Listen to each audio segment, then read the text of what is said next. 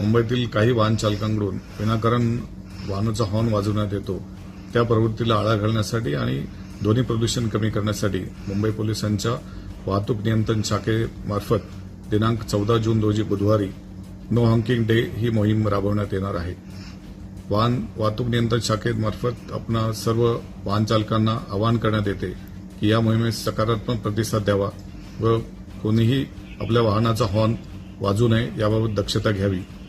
जी अत्यावश्यक सेवेतील वाहने असतील त्यांनीच आवश्यकतेप्रमाणे हॉर्न वाजवावा, इतरांनी तो कुणीही वाजवू नये।